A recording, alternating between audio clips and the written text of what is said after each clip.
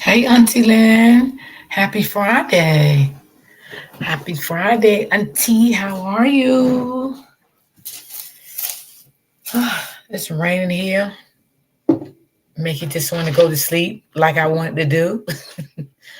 I took a day off yesterday and relaxed yesterday. That's what I did. I took a day off and just wanted to relax as I came in. Yeah. How's everyone doing on this Friday? It is raining here, y'all. And to make you feel so tired when it's raining. Hey, Joanne. I got my first two moms in the building.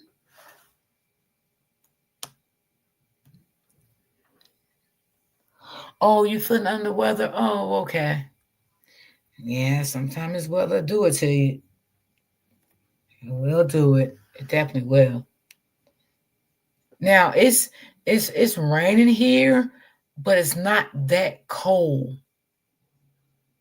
It's not cold. But when it rains, just make you tired. Hmm.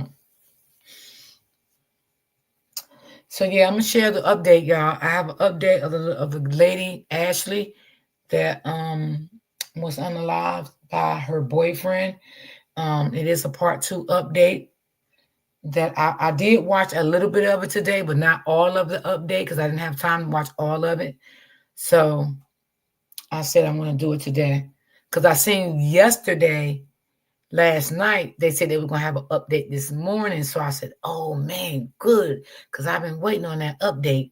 So I did was in and out because they had a live on it. And I was in and out watching a little bit. But I didn't get to see the whole thing. But I want to play the update on her. I'm not gonna wait till too many people come in the chat. If they do, they can just watch the replay of it. Sometimes I don't like to keep people waiting.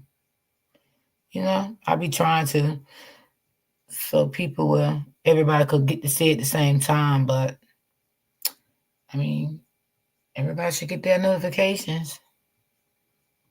So it is what it is. So let's go.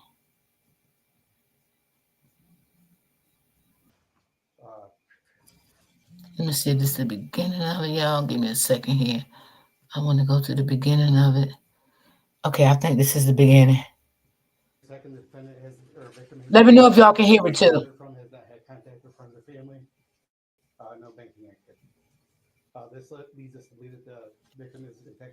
Cause sometimes they be low.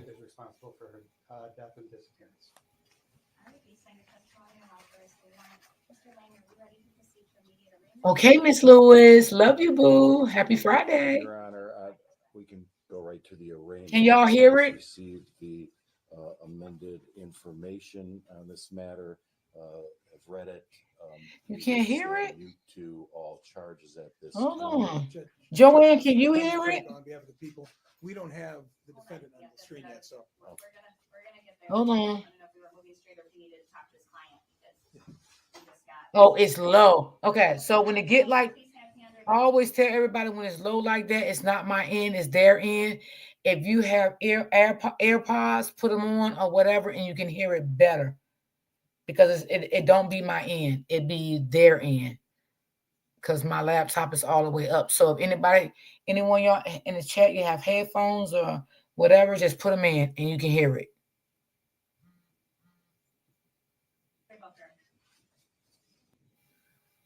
What if recording Okay, high let me quality get this. content, editing like a Let's pro, get this. and streaming like a star Right was as away. simple I as can't hitting stand record? when they come.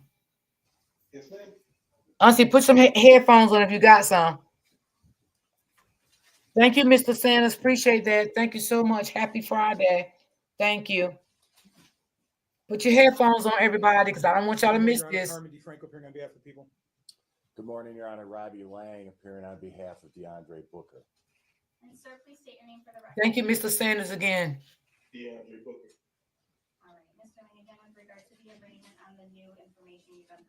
Your Honor, I have been provided the new information. We would waive the formal reading and stand mute.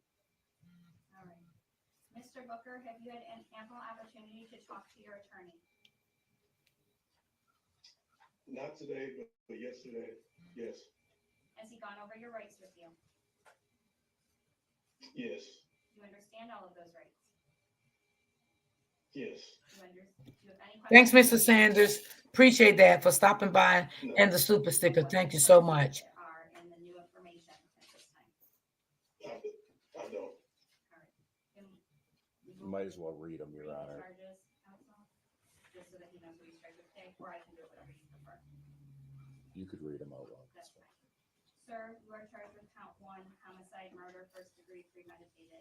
The allegation is that you did deliberately with the intent to kill and with premeditation kill and murder 1 Ashley Lachey Elkins, contrary to MCL 750.316. That is a felony with a possible penalty of life without parole. Count 2, tampering with evidence. Criminal case punishable by up to more than 10 years. Did knowingly and intentionally remove, alter, conceal, destroy, or Hey, Auntie Schroes. tamper with evidence to be offered in a criminal case where the crime was punishable by a maximum term of imprisonment of more than 10 years or imprisonment for life of any term of years. That is a felony punishable by up to 10 years and or $20,000. Count 3, dead bodies, disinterment and mutilation. Did mutilate, deface, remove, or carry away a portion of a dead body. That is a felony punished by up to 10 years or $5,000. And count 4, concealing the death of an individual.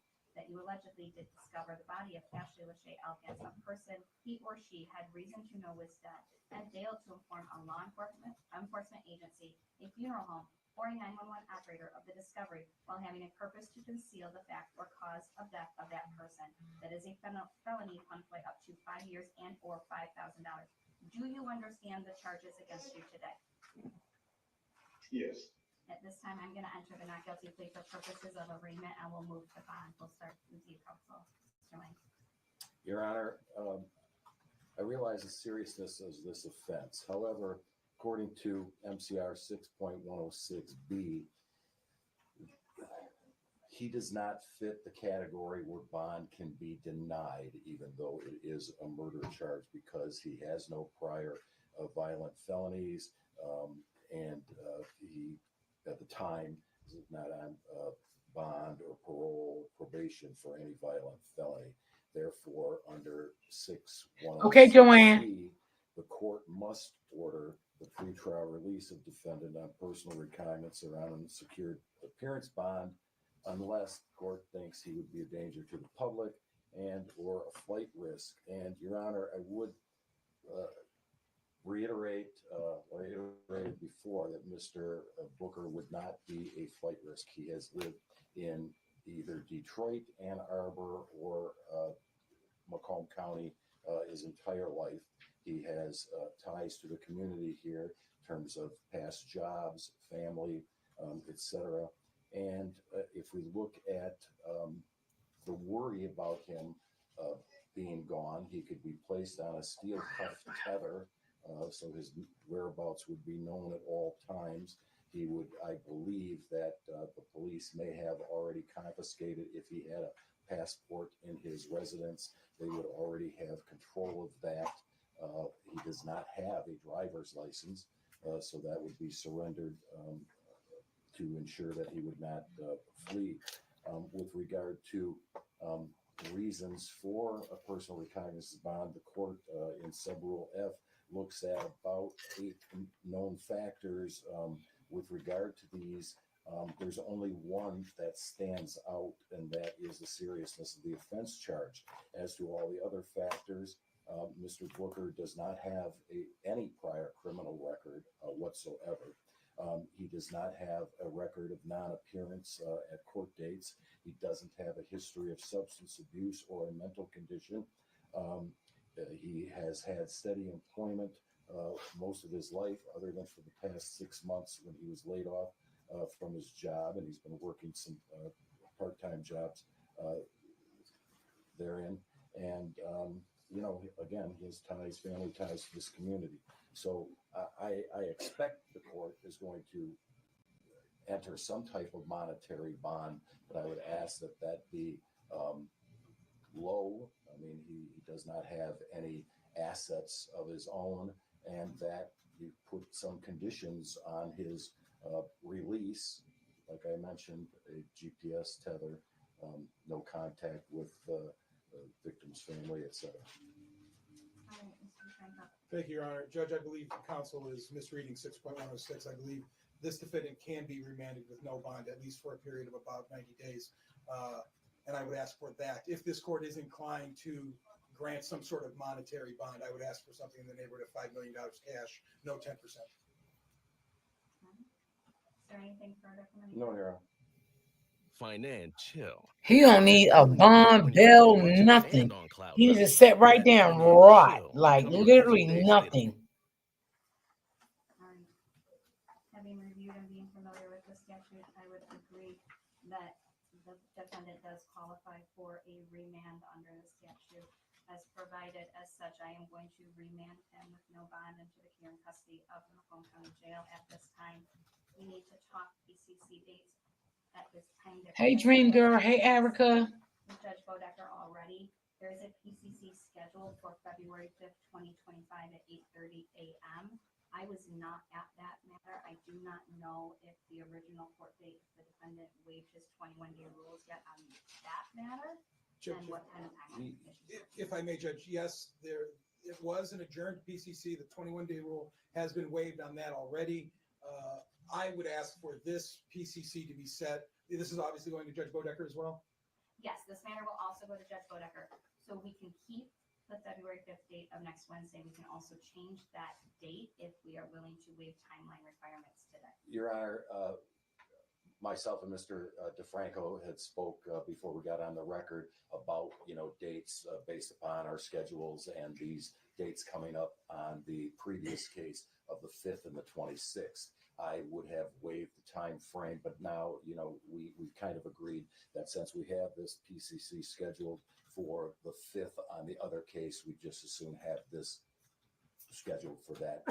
And then we'll go from there in terms of where we're going to go for another PCC based upon the anticipation of the massive amount of discovery I'm assuming I'm going to receive. And Judge, I agree with Mr. Lang on that. I will begin to coordinate with my office's discovery unit to make sure Mr. Lang gets at least starts to get the discovery as soon as possible. And I agree. I think leaving this the 5th, then Mr. Lang, myself, and Judge Bodecker can all look at everyone's schedules together on that date and figure out where to go forward. Okay, then I'm going to put this matter also on to February 5th, 2025 at 8:30 a.m. on Zoom for a PCC, an exam date of February 12th, 2025 at 8:30 a.m. in person. That will be the control date. You guys can discuss that with Judge Bodecker. Hey, Miss Joy. Right. Sir, I am going to officially. 2 cents. Okay, baby. Under for appointment of counsel so that Mr. Lang can be appointed to coordinate both matters. Yes, Your Honor, just to speak to that, I was specifically appointed on the other case knowing that this matter might come up, and therefore, yes, you'd have to run it through our office, and I'm going to be on this case also. So we will make sure that is done as well. And you guys will all be in front of Judge Bodecker next Wednesday, February 5th, 2025 at 8:30 a.m. I have set the matter remotely on Zoom. Thank you, Judge. Thank you, Your Honor. Pleasure seeing you again. Nice to meet you. Recording stopped.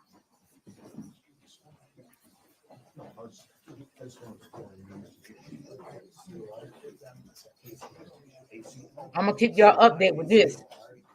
Oh yeah.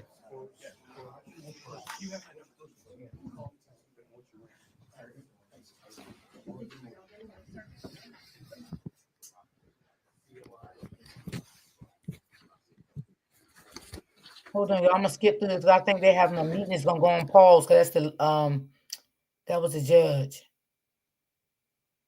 They don't, they're not letting nobody hear what they're talking about right there. They kept that on pause, baby. Somebody check the door and see if anybody else is out there, so that we don't get interrupted. All good? Not yet. Not yet.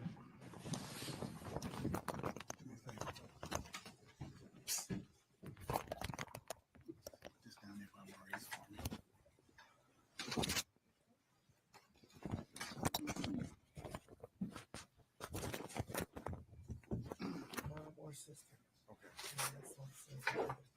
So that's mom and sister that they both were not, don't want to speak today. Okay. What's your name, sir? Maurice Morton, MauriceMorton. Are you a family spokesperson or? Yes, and Okay. uncle. Uncle? Okay, thank you, sir. So good morning, everybody, and thank you for coming out. I know that we've had a huge amount of media that has been asking questions, but we couldn't give answers until the completion of the investigation. But be that as it may, it's still going on, which means other information, evidence, it could be digital, it could be otherwise, it comes in. So we want to, number one, be respectful of the privacy of this family who's lost a loved one. We also want to be non-repetitive.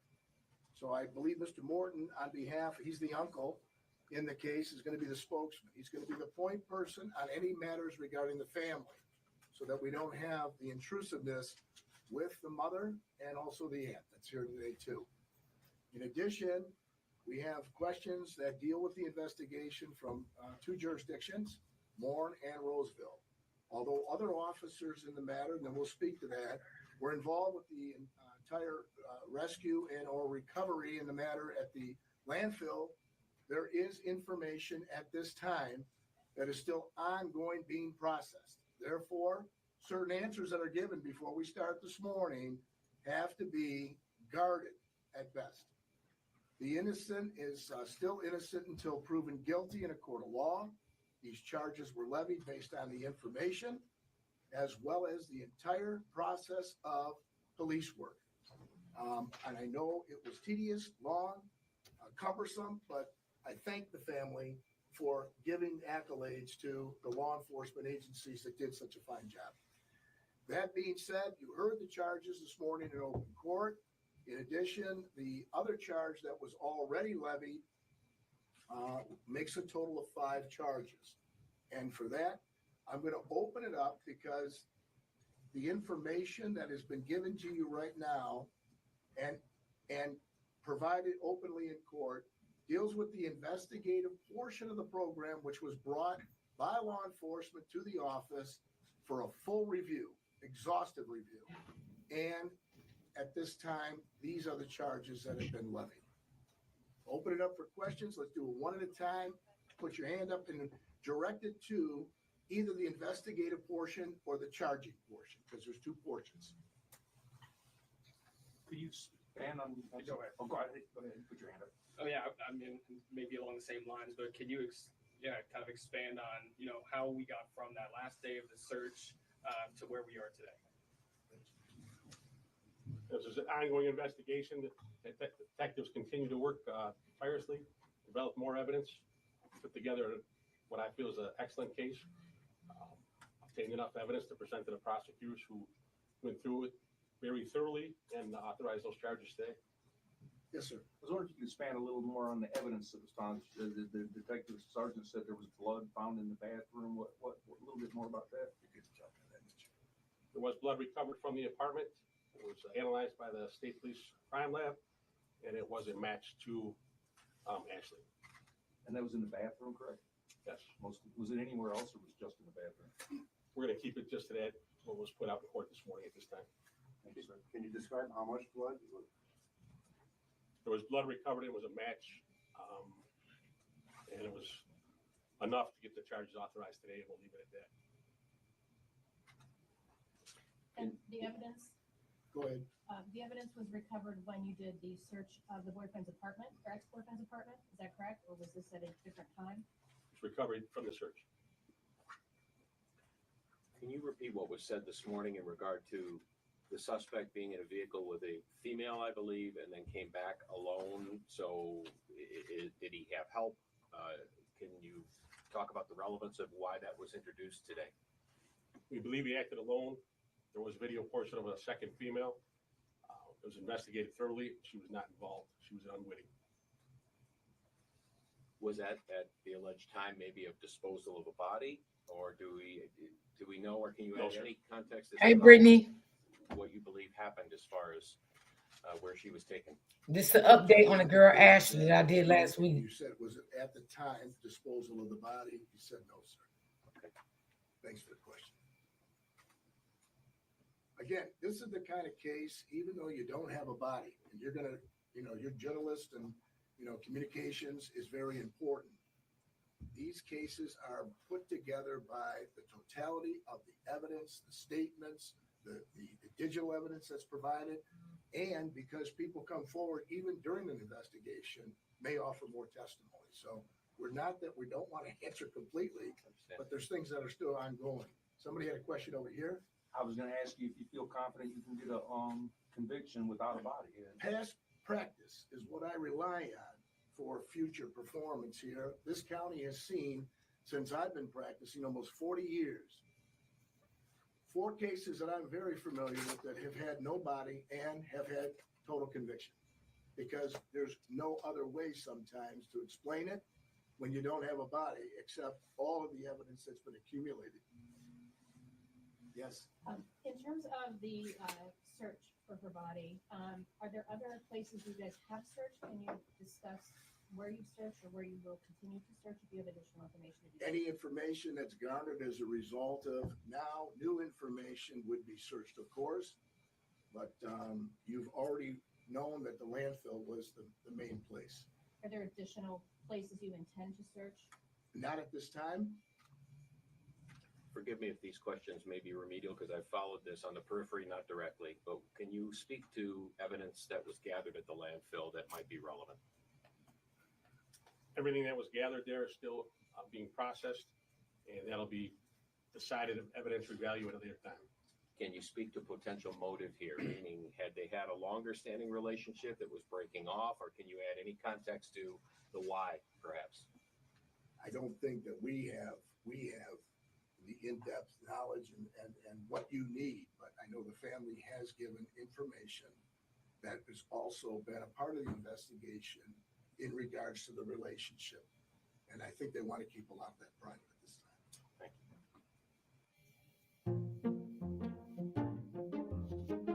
Okay. Hold on.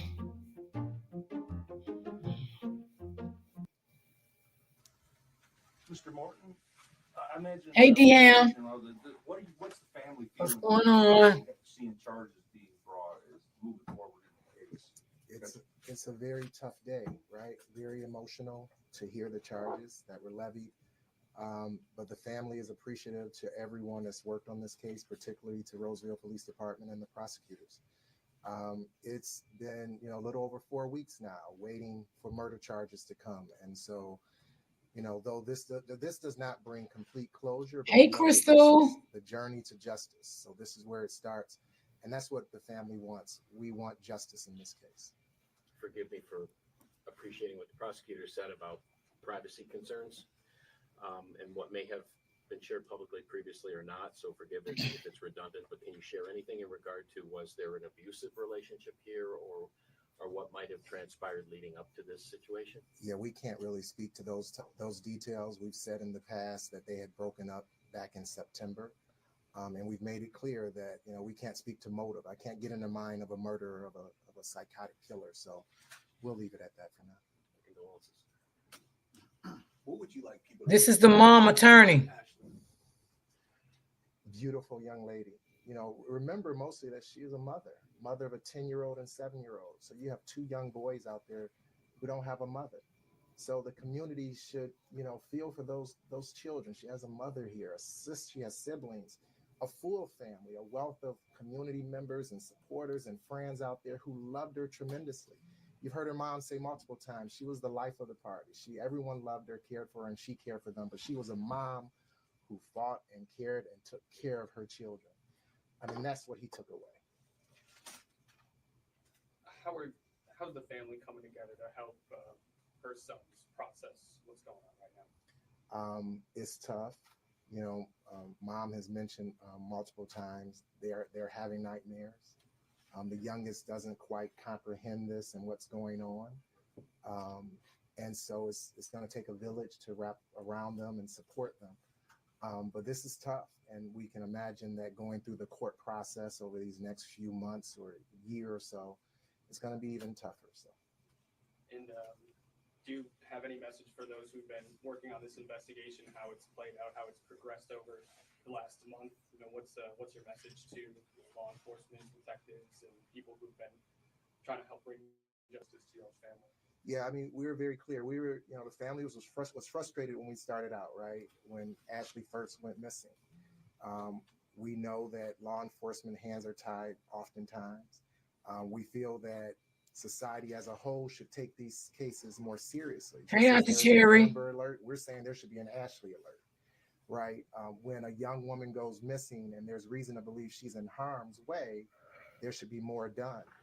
But as it relates to what's Right. being done by Roseville Police, and since that point, nothing but accolades. They've done a fantastic job. The family's appreciative of all of those agencies that participated in the search for Ashley at the landfill. They've communicated with us on a regular basis. I'm going to keep saying this. Chief Berlin has been excellent in how he's worked with the family. And so we're appreciative of everything they've done. We started with Warren Police Department, Roseville Police Department. We know the prosecutors have worked on this. We appreciate it because, you know, we know there's a lot of families that don't get this level of attention, whether it's from the media or law enforcement. And we feel that everyone should Thank you, get that Terry. level of attention. So we're appreciative of what they've done to this point. How hard is it being in the courtroom, seeing the suspect's face? Is very difficult, but I think the hardest part is hearing the charges, right? Because then you start to visualize and picture what occurred. That's very difficult. From the work at this point on, the journey's beginning with the prosecution, because now all of the points that have been investigated thus far, as well as what may come in the future, have to be put together methodically and to show the timeline as to how it all occurs.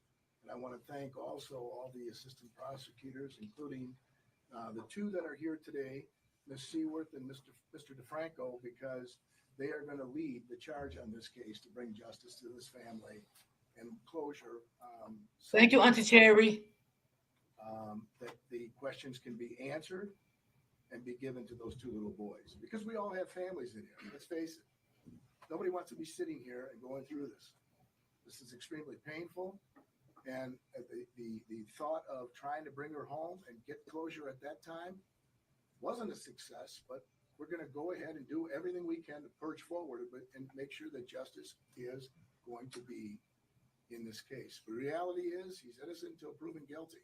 And everything that we say at this point here, we want to make sure that you have that information in the message that you're leaving to those individuals that wanted to know about the open questions. I can touch on one thing. We don't get here today without the collaboration of all our friends in law enforcement. Commissioner Hawkins from Warren PD and his officers were phenomenal. Macomb County Sheriff's Office, we had 15 agencies out there at the landfill. Our detectives here in Roseville worked throughout, and unbelievable caliber of people, and the training and their performance and their knowledge of putting this case together is second to none. So without the collaboration of all of us, this doesn't happen today. And to I guess come off of that, who's ever trained to go into a landfill and look for a body? None of us. And it's important to realize that they had to strap on boots in godly knows weather and go through garbage to try to do their job to bring her home.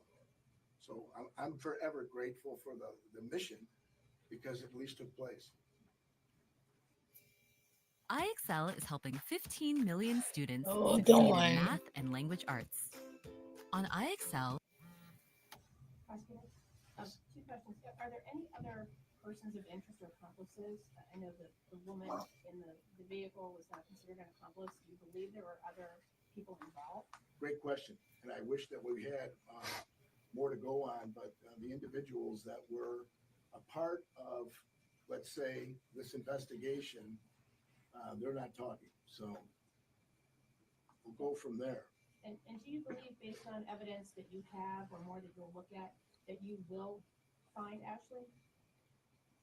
I'm hopeful. I'm optimistic. I'd like to go ahead and tell you yes, but it's only if somebody or evidence points to where that happens. Somebody may cooperate in the investigation. Sometimes it takes a little bit, but I'm hopeful. A quick question for Chief Berlin.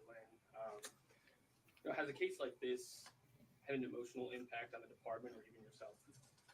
Absolutely. The officers were Hey, invested OG. from the beginning, and doing that search became more invested throughout. And when it was over, felt very defeated. So, yep. And for point of clarity, please, beyond the DNA evidence in the blood in the bathroom in the apartment, has DNA evidence been found in a dumpster, landfill, anywhere else, a vehicle perhaps? We're just going to stick with the comments on the evidence from what was revealed in the court today. Fair enough. There's an enormous amount of pages of information.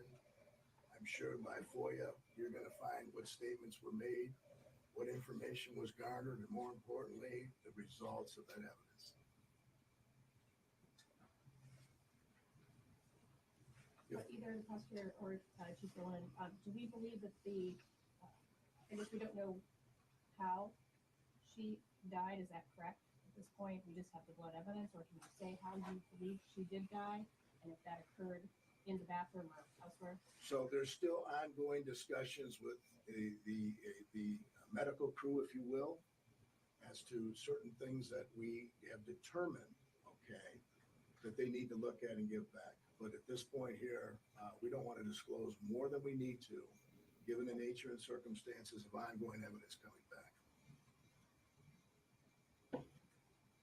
If there's no other questions, I know that the family has indicated that their privacy is what they want at this point here. They've been inundated with stress, and they're mourning their loved one. And at this point here, I know you will respect their privacy and go through the spokesman of the family that you bring your questions to him, and he'll make sure he'll do his best to do what's necessary to get you an answer. Thank you for your time this morning, and we appreciate you coming out. Thank you. Okay, y'all. That was the update from Ashley. It's gonna be another update coming up soon, y'all. So I would definitely keep y'all intact with the part 3 update, because it is another one coming out. I think it's supposed to come out on the 5th or the 6th. So I'm definitely gonna keep y'all updated with that. You know I will. Y'all know what I do. So let me see. I will definitely keep you guys updated. Even though we know it's a sad situation, okay? We know it is a sad situation. It's very sad.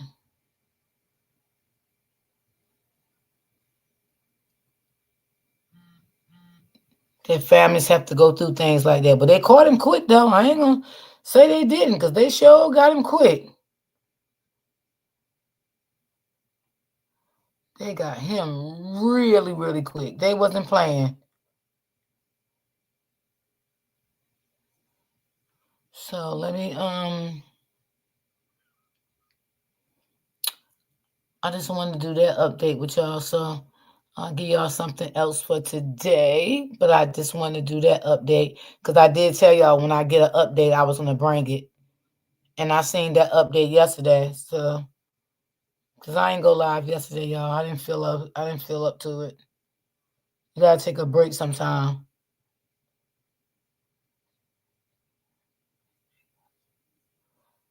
Sometimes you need that break.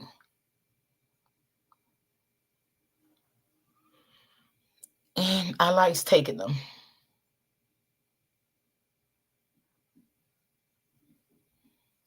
It was a story I wanted y'all to hear me see.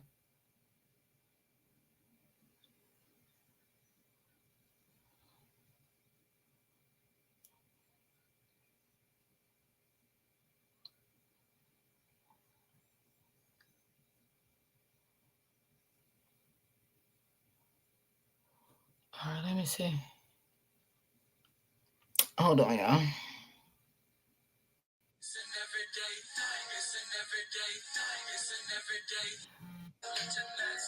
Amanda Taylor, the victim, recently gave birth. The police investigation revealing the alleged abuser to be the victim's brother. News Night's crime tracker Jennifer Pierce live at the Oklahoma County Jail, where the sibling remains in custody at this hour. Jen? Amanda, the victim's brother, is being held on one count of incest. Her parents were taken into custody for child neglect. They have since posted bail and were released. Really? One by one. Bob! Bob! Hold on, just relax. Bob! Just relax, Nathaniel. Police took 3 family members into custody from their home in the village this week. I got an arrest warrant. Yeah, you're Tamika, right? Ow! Just turn around for me, okay? I'm trying to ask how. The village police investigation started in July when DHS notified officers an intellectually disabled 18-year-old gave birth. Authorities could not determine who fathered the child. The teen and her mother, Tamika Molden, claimed a boyfriend was the baby's father. Police say the victim also told a DHS worker her father, Nathaniel Molden Sr., was the father. Collected both DNA from the male members of the household, and it was confirmed through DNA testing at the OSBI to match the brother. Court documents Wow. indicate Nathaniel Molden Jr. admitted to Wow. having inappropriate contact with his sister 2 years prior to the birth of the baby. Molden says he and his sister have been caught by their parents and punished. Police say the Moldens never reported the abuse to authorities before or after their daughter became pregnant. Part of the reason charges were filed on the parents was because there was no intervention to prevent any type of improper actions towards this child at the time who couldn't fend for herself. And police say they initially suspected the father to be the abuser. Court documents say the father searched how to corrupt a DNA test and if siblings have the same DNA. Live at the Oklahoma County Detention Center, Jennifer Pierce, Oklahoma's own News 9. What they do everyday people, man. Ain't that something? Back with another day. Oh my God. What is wrong with these men sleeping with their disabled children? And what is wrong with these men unaliving these little girls? These men, oh my God.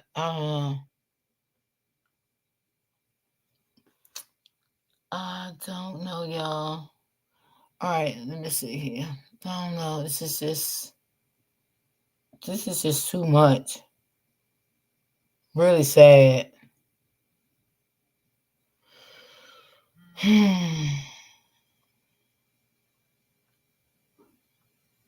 Really sad.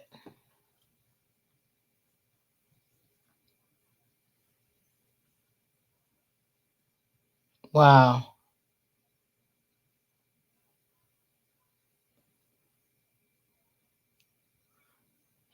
That's all I can say is sad. Disgusting, disturbing.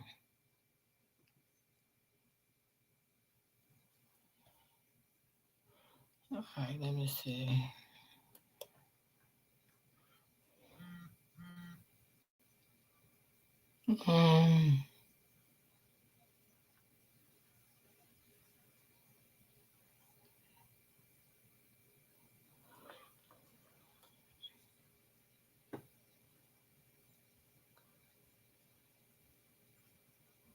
All right.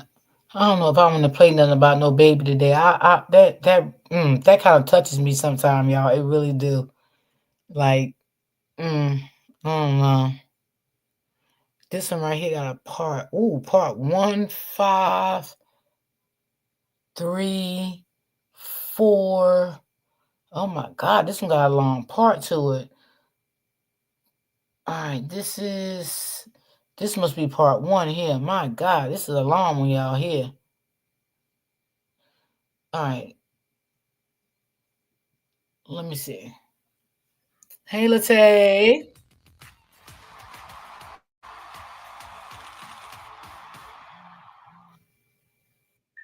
Trivia question. What's quicker than ordering takeout and less painful than I the don't know, the little dentist? kids The be answer? touching my heart Dialing sometimes, W2. y'all. I can't. Mm.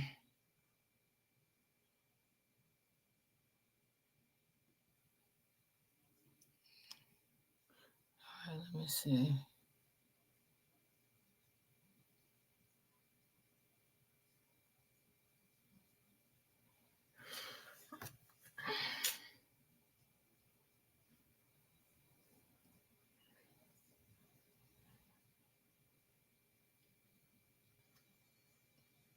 Okay, why this one not playing?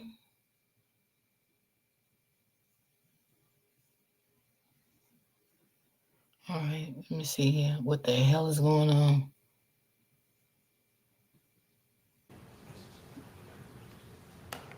All right, this is a mother, y'all, that unalived her child. It's like 7 parts to this. But you know I ain't playing them all today. Yeah, I mean, obviously, I'm going to I'll give be them up some here till 10 o'clock pretrial tonight. instructions, and And you know I ain't going to do that. I understand. It is on. It says. Oh, I think. Okay, that one's working. This one. There we go. Wait, y'all. Remind me. Listen, the ones that was in the chat last week. Is this the same girl that unalived her daughter? Anything else, Ms. Trethaway? With the father spoke out? Is this the same one? Is somebody check and remember? Let the court know that, in case you wanted to inquire, Ms. Driver, that we intend going forward to admit that she did in fact commit the acts alleged in. If somebody can let me know. I didn't know if Your Honor wanted to inquire Because of I'm her thinking as this to is it. whether or not she agrees with our. It looks like it. Yeah, it does, She Auntie. agrees to and understands. Let me see. Because if it is, it's like 8 parts to this. Place your client I ain't under doing no oath, 8 parts. You want to just stand, or could you? She can remain seated. Raise your right hand. Do you swear the information testimony about to give this court will be the truth, the whole truth, and nothing but the truth, so help you God? Yes. Okay, you can put your hand down. All right, Ms. Driver. And if I hadn't really anticipated doing this, but since you brought it up, Ms. Trethaway, as far as inquiry, I'll ask you first, Ms. Trethaway. I know that, at various points in this, there have been concerns about not only Ms. Driver's criminal responsibility based on her mental health status, but also her Yeah, I think competency this is. to I think stand this is. trial. I think it's the beginning of it. Yeah. Have there been any recent concerns that It you've do had like the as same you've girl, gone in Auntie. for It trial really and been does. communicating with her? I mean, if y'all want to hear this one, I'll play it through. If not, I can play. I can find Ms. another Driver, one. are you taking any prescription So let me medication know. right now? And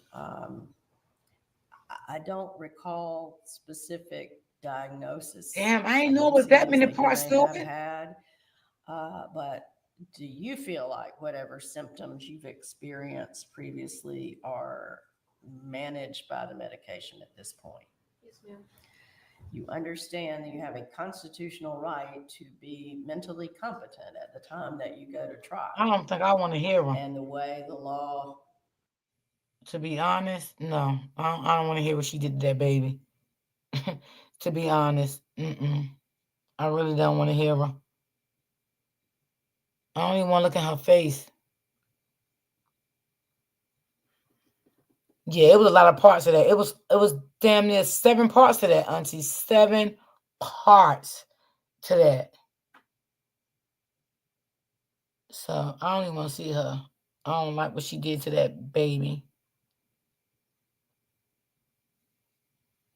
I don't like when people do things to kids. Yeah, because here we go right here. Part 1, 2, 3, 4, 5, 6. 7. Ooh, Lord. Ooh, Lord. She was on a trial for a long time. All right, we're going to something else because I don't even want to look at her.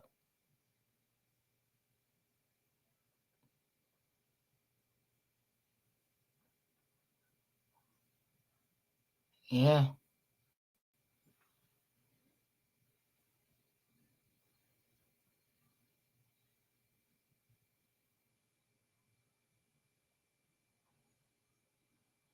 Um,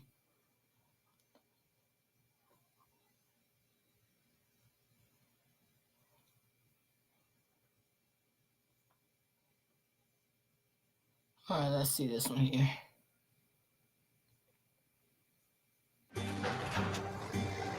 96% of Subaru Foresters sold in the Oh, past this 10 one years to make are still me. on the road. Yes, that's why I want to see it, Auntie. That's why I was like, nah, I Subaru can't. Nah, Forester. nah. Love Uh-uh. begins with trust. Stuff like that made me depressed too. That shit mess with. Nah. We have breaking news. You might have just gotten an alert on your phone. CHP has issued an Amber Alert Wait, let across me- much of Central and Southern California. Authorities are searching for a man suspected of killing a woman in Kings County and abducting her 2 young girls. The Amber Alert includes LA, Orange, San Diego, and Riverside counties. The Kings County Sheriff's Office says 23-year-old Jonathan Alexis Maldonado Cruz may be headed for Mexico. He was last seen driving a 2020 four-door gray Hyundai Elantra with California license plate 8LZD084. Again, there would be 2 young girls with him. If you see them or the car, call 911. I told you something wrong with these men. Some of them, something really wrong with some of these men. Like, what is your problem? Like, what is going on here? Like, why do you have to do this to these kids? Wait, this is a 28-year-old woman.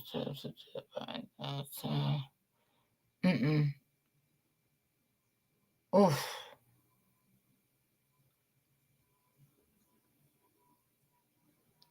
Yeah, some of this stuff is very heartbreaking.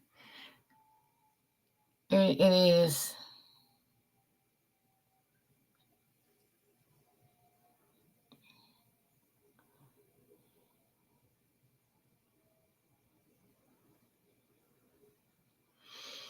All right, let's see what we got here. All right.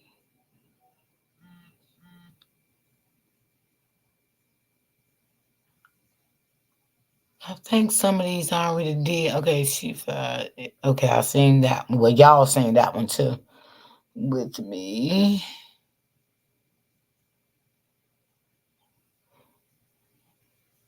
That's all these people do.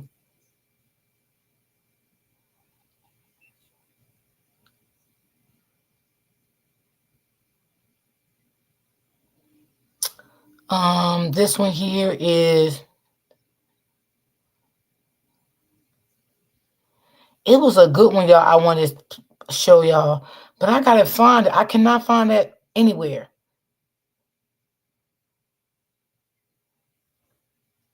Let me see. Here's one. Let me see.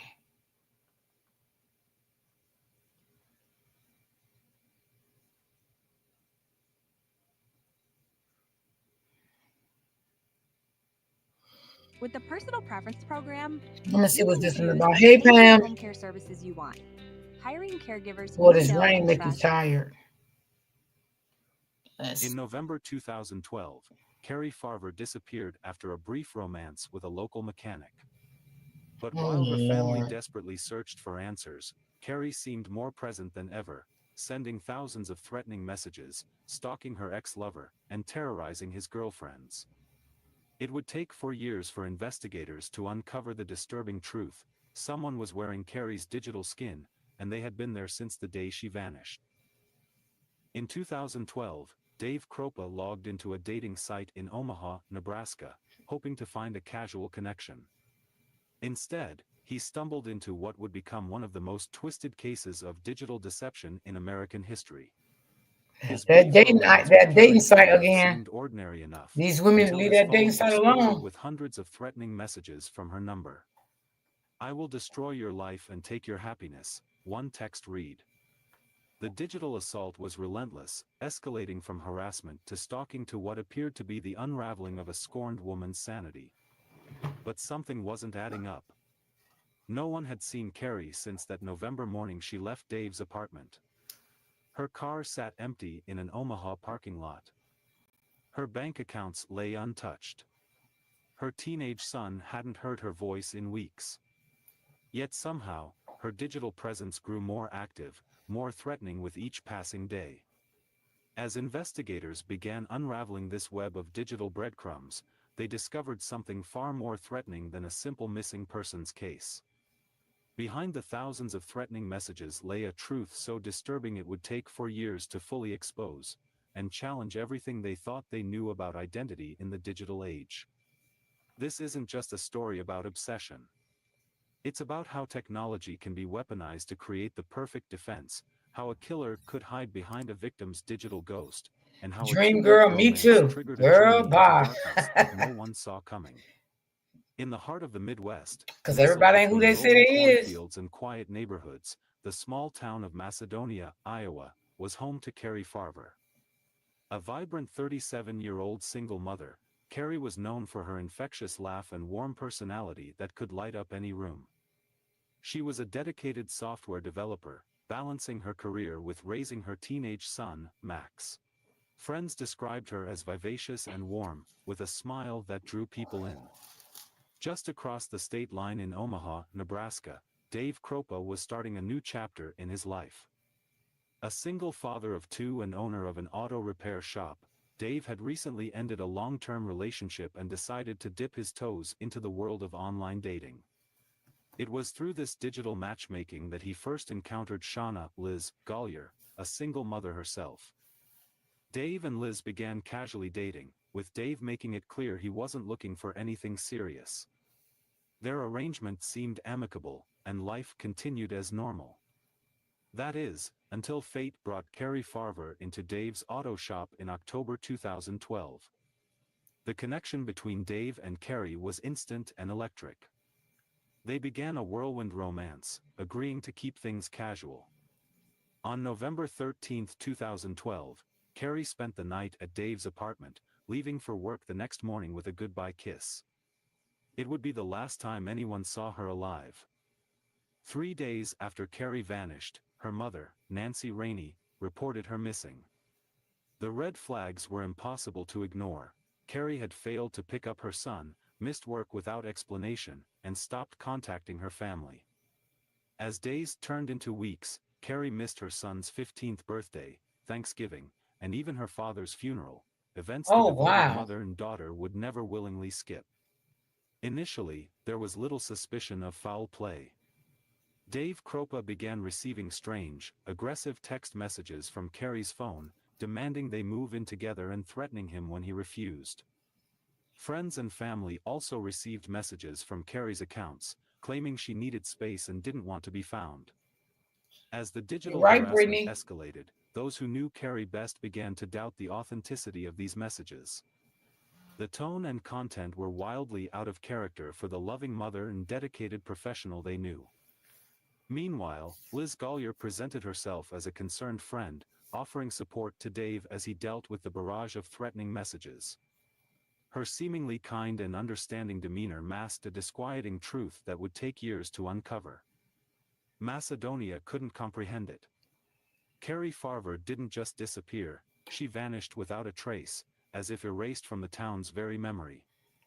Days blurred into weeks, weeks into months, until her absence grew as unsettling as it was inexplicable. Her family and friends clung to hope, haunted by the need to know what really happened to Carrie.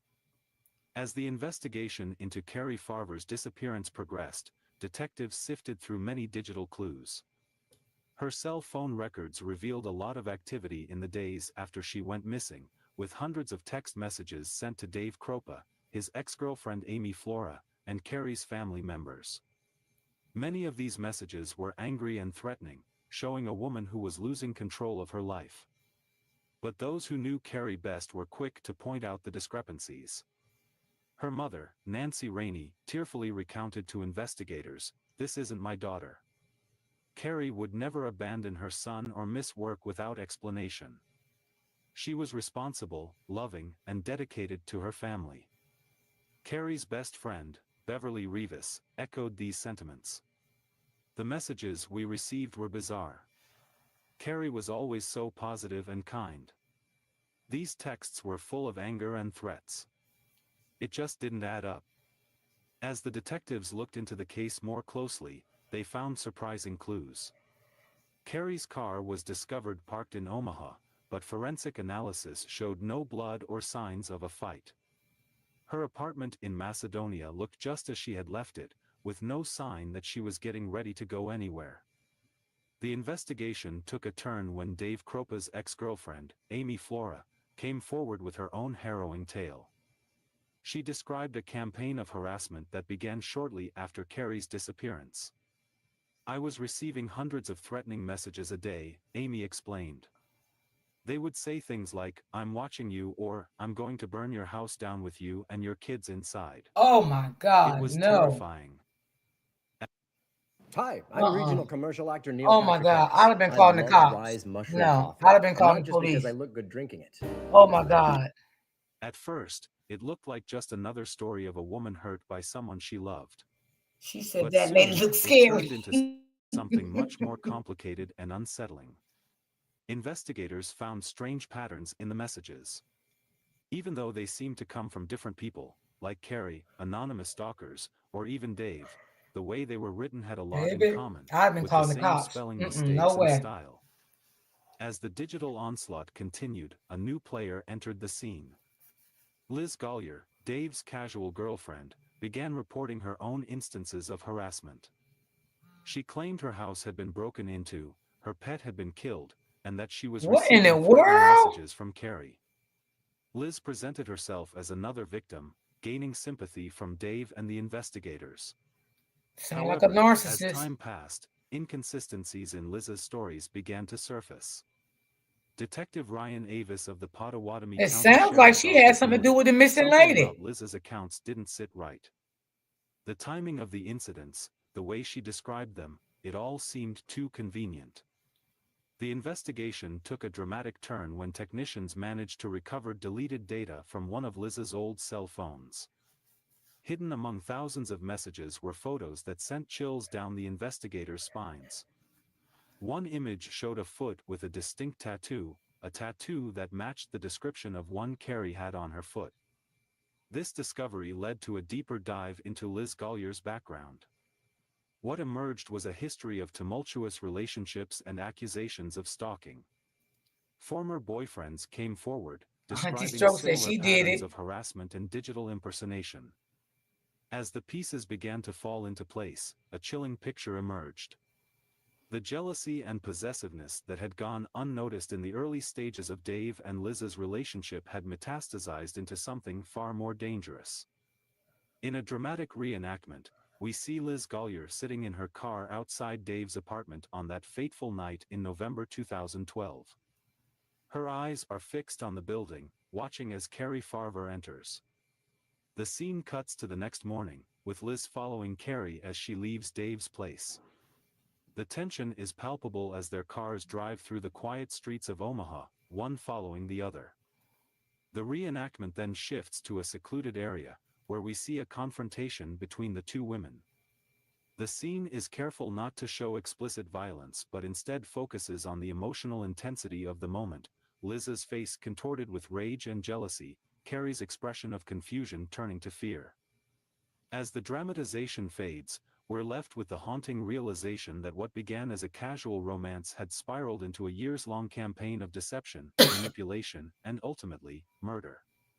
The true extent of Liz Gollier's obsession was only beginning to come to light, and the investigation was far from over. As we delve deeper into this chilling case, it's time to pause and reflect on the warning signs that often go unnoticed in relationships. Mm-hmm. What would you do if you saw someone changing dramatically in front of you? How many red flags does it take before we It acknowledge don't take a that lot for something me, and was I'd have been seriously running. wrong? In Carrie Farver's case, the changes were sudden and extreme. One day she was a loving mother and dedicated professional, and the next, she seemed to transform into an obsessive, threatening individual. But was this transformation real, or was there something more disquieting at play? We want to hear your thoughts. In the comments below, share your theories about what you think happened to Carrie Farver. What clues do you think investigators might have overlooked? Your insights could shed new light on this perplexing case. Let's consider some hypothetical situations based on Carrie's experiences. 1. If you received a message from a friend that seemed out of character, would you A. Assume they're having a bad day and ignore it? B. Reach out to check if they're okay. C. Contact their family or other friends Yeah, to contact express your family. concern. Yeah, see if they're okay. 2. If your partner started receiving threatening messages from an ex, would you A. Encourage them to block the number and move on? I would B. encourage to block the Suggest they number. If it report keep it the to the singing, I would locate authorities? the police. C. Offer to intervene and speak to the ex yourself? Yep. 3. Speak to the How ex. many unanswered calls or missed events would it take for you to report a loved one missing? A. 1 1 day. to 2 days of no contact. B. A week of silence. C. Missing an important family event. As you ponder these questions, consider the fine line between respecting someone's privacy and recognizing when something might be seriously wrong. In Carrie's case, the initial benefit of the doubt given to her supposed messages may have delayed crucial early investigation. Remember, your engagement helps us explore these complex issues more deeply. Your comments and poll responses not only contribute to our understanding of this case but also raise awareness about the importance of recognizing warning signs in our own lives and the lives of those we care about. Keep watching as we explore the complicated story behind Carrie Farver's disappearance and see how digital forensics could help solve this puzzling case. As the search for Carrie Farver went on for days, then weeks, and eventually months, the police faced a case that was hard to understand.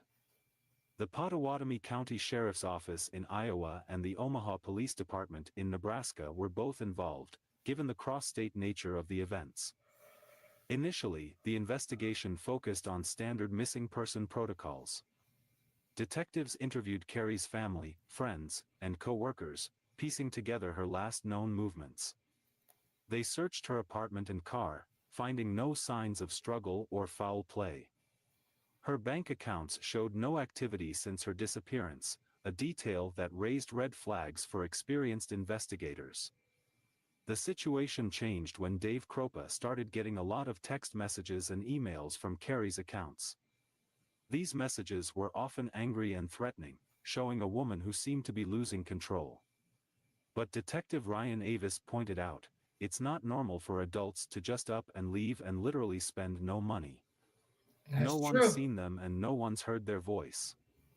It just didn't make sense. Law enforcement faced a significant challenge: how to investigate a missing person who seemed to be actively communicating. The digital nature of these communications made it difficult to pinpoint Carrie's location or confirm her well-being. Attempts to arrange face-to-face meetings or phone calls were consistently rebuffed or ignored. A critical misstep in the early stages of the investigation was the weight given to Carrie's bipolar diagnosis. When her mother, Nancy Rainey, mentioned this to the police, it seemed to color their perception of the case. The possibility that Carrie had simply decided to cut ties and start a new life elsewhere gained traction, despite her family's insistence that this was entirely out of character. As months turned into years, the case grew cold. The harassment continued, but physical evidence remained elusive. It wasn't until spring 2015, 2.5 years after Carrie's disappearance, that a fresh pair of eyes breathed new life into the investigation. Detectives Ryan Avis and Jim Doty of the Pottawatomie County Sheriff's Office volunteered to take on the case. Their approach was novel. Avis would work the case as if Carrie was alive, while Doty would proceed as if she were dead. This dual-pronged strategy allowed them to explore all possibilities without bias. The detectives began by meticulously reviewing the original case files. They re-interviewed key witnesses, including Dave Kropa and Liz Gollier. It was during these interviews that inconsistencies in Gollier's story began to emerge. She claimed to have only met Carrie once in passing, yet seemed to have an unusual amount of information about her. A breakthrough came when the detectives enlisted the help of digital forensics expert Special Deputy Tony Cava. Cava's analysis of phone records and email data revealed a startling pattern. Carrie, or the imposter who was pretending to be Carrie, sent Dave about 15,000 email messages over a 3-year span. It might have been upwards of 25,000 or 50,000 texts in all, Cava reported. This volume of messages was not only staggering but also suspicious. How could someone maintain such an intense campaign of harassment while supposedly starting a new life elsewhere? Yes, The that's a lot of investigators texting. began to suspect that Carrie Farver was not the author of these messages. As they dug deeper, more red flags appeared. A thorough examination of Liz Golyer's phone revealed a photo of Carrie's Ford Explorer, taken a month before police recovered the vehicle. Somehow Liz knew where Carrie's vehicle was before law enforcement even did, Doty observed. This discovery was a turning point in the investigation, shifting suspicion firmly onto Golyer. Further analysis of Golyer's phone records showed Yeah, 6 sound like she calls had made something to to do with Carrie's that. residence using the *67 prefix to disguise the number. This directly contradicted Golyer's claim of only having met Carrie once briefly. The investigation changed course when detectives found a video on YouTube linked to Carrie. The video showed someone walking outside Dave Kropa's apartment, but the IP address was traced back to Golyer's house. This digital evidence began to paint a picture of an elaborate deception. As pressure mounted, Golyer's behavior became increasingly erratic. In a shocking twist, she shot herself in the leg and attempted to frame Amy Flora, Kropa's Oh my ex-girlfriend. God. Yeah, this for lady the crazy. attack. Unbeknownst to This Golyer, lady is a Flora had a narcissist. solid defense for the night in question. The final piece of the puzzle fell into place when investigators gained access to a tablet belonging to Golyer. On a memory card, they discovered a horrifying photo of what appeared to be Carrie Farver's dead body. This grim Wow. discovery transformed the missing person case into a murder investigation. Throughout this process, the community's anxiety and frustration grew. Vigils were held for Carrie, and her family made repeated pleas for information. The lack of closure weighed heavily on everyone involved, particularly Carrie's son, Max, who had to navigate his teenage years without his mother. Nancy Rainey's That's persistence sad. was crucial in keeping the case alive. In a poignant moment during a 2015 interview with detectives Doty and Avis, Rainey recounted a strange incident from shortly after Carrie's disappearance. She had received a text claiming Carrie had sold all her furniture and requesting Rainey let a buyer into the house. As supposed proof, Rainey was sent a photo of a check made out to Carrie and signed by Shauna Golyer. This seemingly innocuous detail would prove to be yet another link in the chain of evidence against Golyer. As the truth emerged, the impact on the community and Carrie's family was profound. Nancy Rainey, Carrie's mother, who had tirelessly advocated for her daughter for years, finally received the answers she had been seeking. "I wasn't sure what was going on, but I just knew something was wrong," Carrie's son Max had said earlier in the investigation. The confirmation of Carrie's fate brought a mix of grief and relief to those who had held out hope for her return. As the investigation neared its conclusion, the pressure on the detectives was immense. They knew they were dealing with a killer who had managed to elude capture for years through a web of digital deception. The community demanded answers, and the family deserved closure. In December 2016, 4 years after Carrie Farver went missing, Shauna Liz Golyer was arrested for her murder. What started as a confusing case of a missing person turned into a disturbing story of obsession, lies, and murder. During the trial, emotional testimony from witnesses painted a picture of the devastation wrought by Golyer's actions. Dave Kropa, visibly shaken, recounted the years of torment he endured, believing he was being stalked by a woman he had only briefly dated. "If I'd have known the choice was this craziness or tell Carrie I'm not interested, I would have told Carrie I'm not interested," Kropa stated, his voice heavy with regret. Nancy Rainey's testimony was particularly poignant. She described the anguish of losing her daughter and the added pain of believing, for years, that Carrie had willingly abandoned her family. The courtroom fell silent as Rainey recounted the missed milestones, Carrie's absence at her father's funeral, her son's birthdays, and countless family gatherings. As the evidence mounted, Golyer's web of lies unraveled completely. The prosecution presented a damning case, revealing that Golyer had stabbed Carrie to death in her own car on or around November 13, 2012. Oh, wow. The motive, they argued, was a twisted obsession with Dave Kropa and a desperate desire to eliminate her perceived rival. In 2017, the jury reached its verdict. Shauna Liz Gollier was found guilty of first-degree murder and second-degree arson. The judge sentenced her to life in prison without the possibility of parole for Carrie's murder, with an additional 18 to 20 Happy Friday years to for the you too, arson sweetie. conviction. Thank you, and you enjoy your As the case weekend. concluded, Detective Ryan Avis reflected on the investigation's emotional toll. The best part of it was being able to go to Nancy and tell her we've arrested somebody for the murder of your daughter, he said. That was what made working this whole case worth it. Shauna Gollier's actions reveal the destructive effects of jealousy, and the importance of spotting red flags in relationships before things take a dark turn. This case highlights the crucial role of digital forensics in modern criminal investigations. It reminds us that in our interconnected world, the truth can often hide in plain sight, buried in the data we leave behind. The persistence of investigators, combined with the unwavering determination of Carrie's family, particularly her mother Nancy Rainey, ultimately brought this twisted tale to its resolution.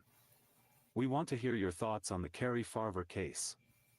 What aspects of the story struck you the most? Do you think there were missed opportunities to intervene earlier?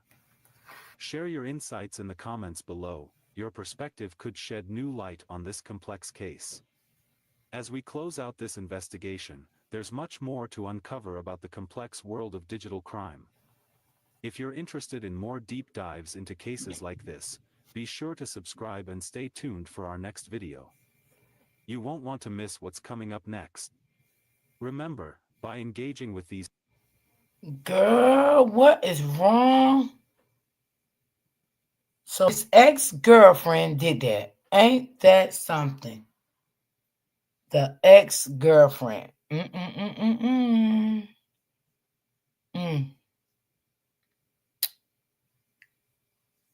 Wow. Hold on, y'all. You guys to be more careful. Hold on. Give me a second.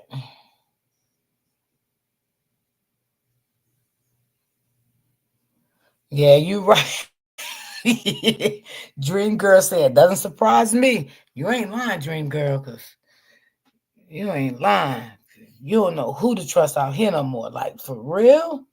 You really don't know who to trust no more.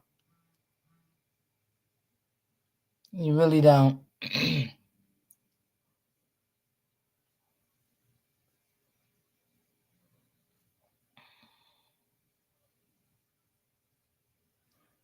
Let's play this one here. Baby, I'm like Dream Girl. I'm not even shocked. Like, it's just so much going on now. You don't know who to trust. All right, this woman here, I guess her baby daddy passed away and she found out he had all these kids.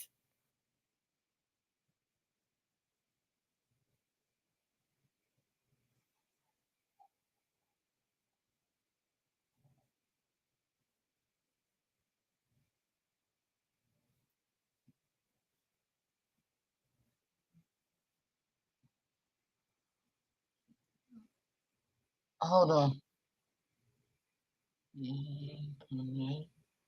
Yeah, hold on, y'all.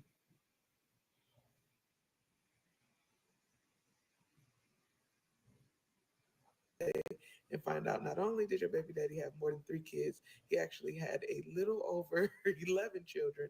He was also legally married, had a longtime girlfriend that lived out of state, and also nobody knew about each other until we were all under one roof in the same building looking at this man in a casket.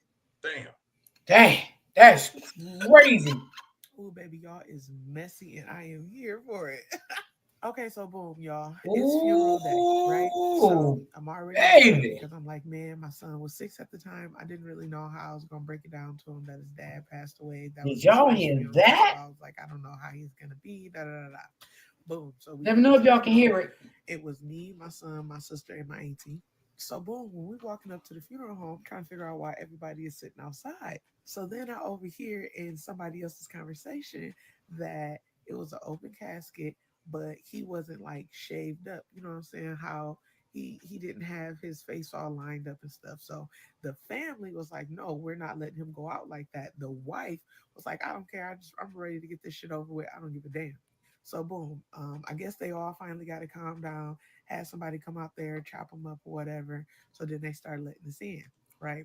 So while everybody kind of going in and getting settled down, like getting ready for the funeral to actually start, I walk up to the wife and try to introduce myself because I did speak to her over the phone because I don't know if her daughter is the last daughter or how that is. I have no idea. But I did talk to her, so I did try to just have her put a face with my name. And I walked up to her like, hey, my name is, you know what I mean? And I talked to you on the phone yesterday. And she looked at her mama and said, oh, this is one of the other baby mamas, and like shoot me off. So then my sister grabbed me and was like, you know what? Let's just go. Let's just go inside the funeral home. So we went inside the funeral home, and my baby went up to the casket. I went up to the casket. And at this time, I'm still holding it in that my baby has all these siblings because I just found out like the day before he had all these siblings and all this new information that I had just found out. So my baby said he wanted to sit up there by his dad. He thought his dad was sleeping, so I allowed him to do that. So while me and my sister and my auntie is sitting in the back, and my son, my baby, falls asleep during the funeral. And I remember crying, and these people was coming in like flowing into the funeral as everything gets started. So boom, me and my sister sitting in the back, like and my sister looks at me and she said, I tell you one thing, blase blah. I'm not gonna say my baby daddy name. Got a type, and as I looked up and looked at all the baby mamas, we all built the same. And I remember like laughing so hard and I started crying again. And I remember one of the baby mamas, she had a tissue and I will never forget. She had a tissue and she was patting her face. And I think maybe I was crying too loud and she like turned around and looked at me. So then I immediately stopped crying because I was like, oh, she must be one of the baby mamas.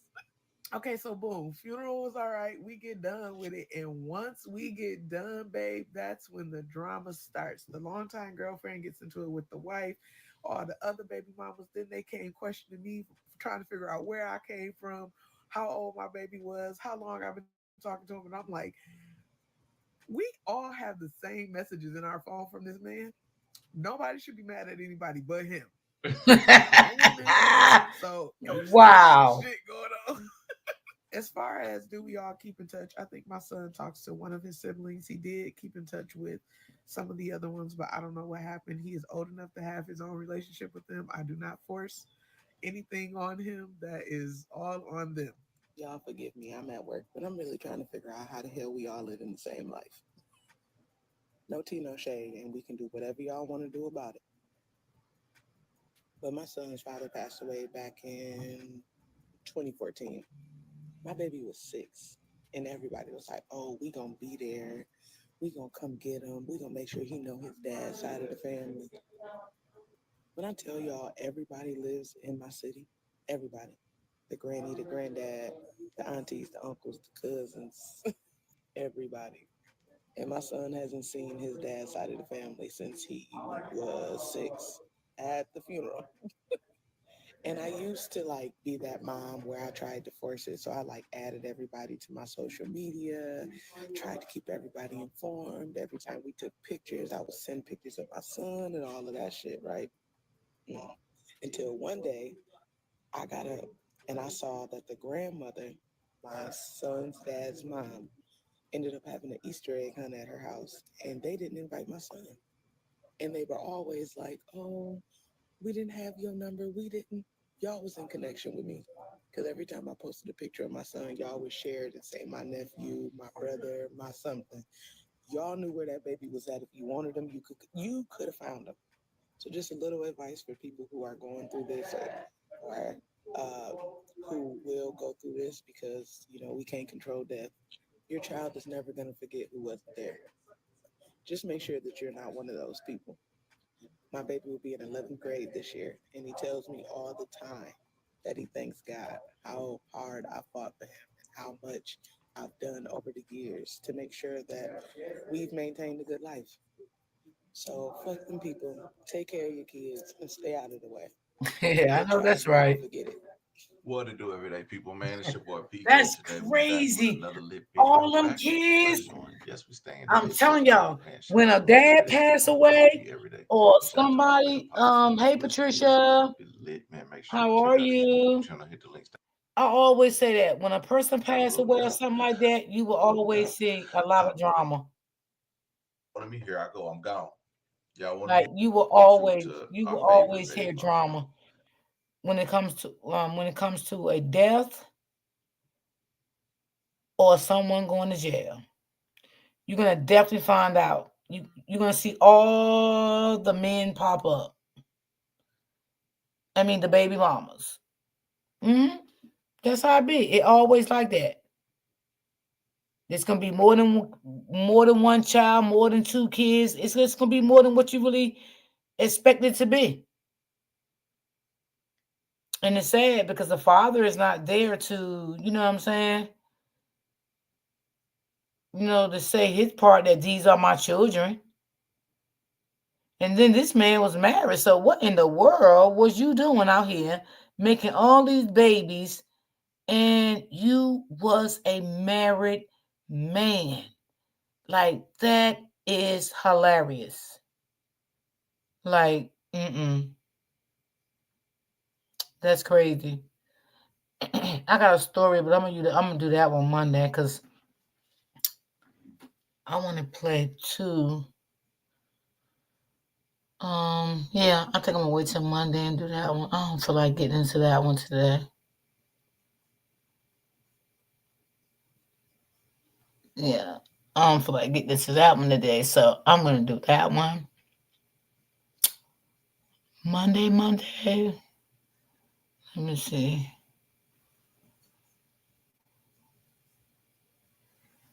Yeah, I'll do that one Monday. All them babies. Good Lord. That was a lot of babies for one man. Maybe.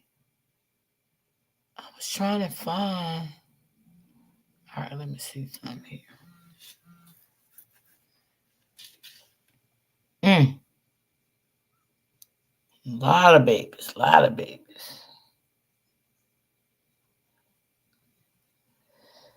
Ooh.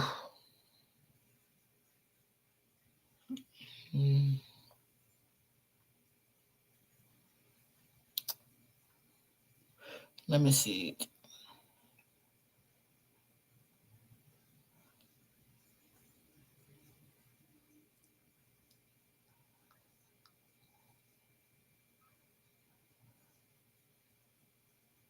I want to play her idea. Well, some of her.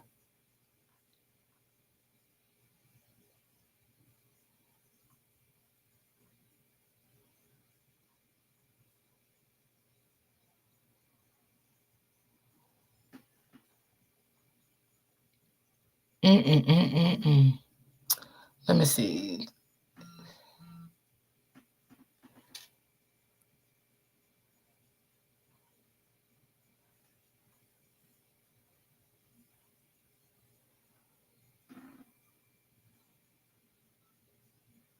Let's see.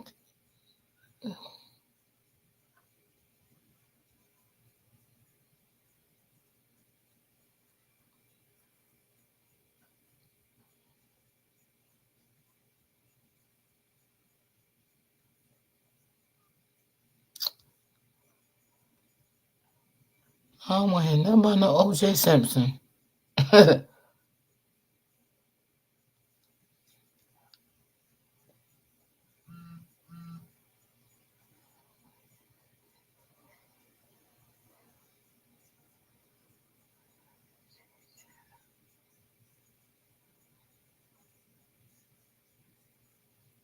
Okay, I think this one is this. Oh, yeah, this is the same lady. So let me do this one. Let me see.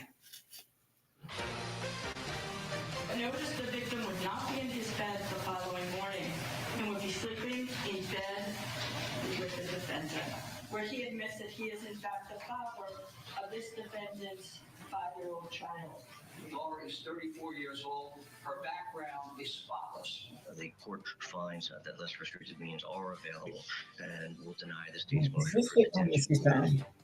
An accused predator teacher is back on the streets, and we're taking a closer look at the hundreds of alleged criminal acts against Laura Karen.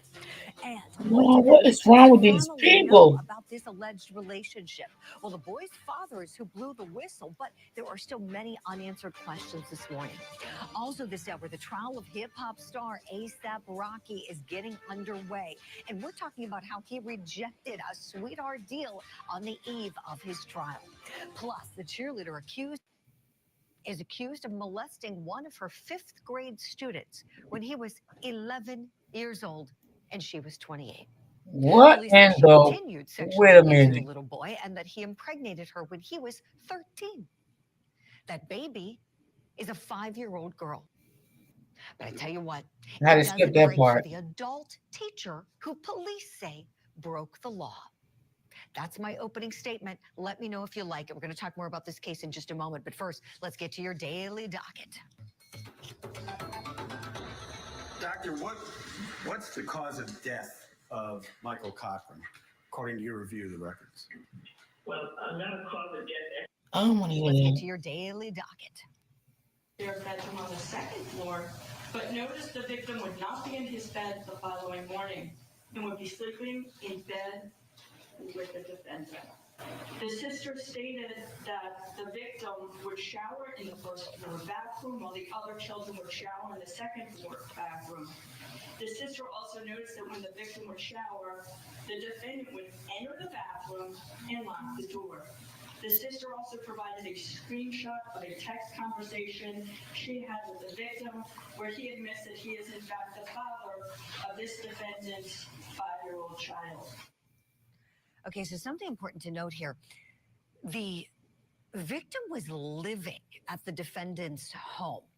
We don't know why. We have no idea why the case victim and his siblings were at her home. We know based on the reporting that she somehow became friendly with one of the child's parents. Not sure what the situation was with the child's parents, but the kids ended up being with her on a full-time basis. And her next court appearance is going to be on February 25th. This case has people talking all around the country. There are so many unanswered questions, but let's dig in on the facts that we do know. That the allegation is that this abuse went on for years, that it began when the boy was 11, continued for many years. He's an adult now, as I mentioned in my opening statement, and fathered a child, police say, when he was just 13, and that little girl is 5 now. I have 2 brilliant guests I want to bring in now to help me drill down on these facts. Let's welcome them in. Attorney, professor, and author Wendy Murphy is here. So is licensed clinical psychologist Dr. Jamie Zuckerman. Good morning to you both. Wendy, let me start with you, please, with the legal aspects of this. The facts as we know them thus far. Want to get your take. And by the way, for anyone who doesn't know this, you were a child abuse prosecutor and served in that role for many years. So tell us what you're thinking about as you hear of this case, please. Like everybody watching, my first question is, Okay, what's the Joanne. backstory? And why aren't we hearing anything about it?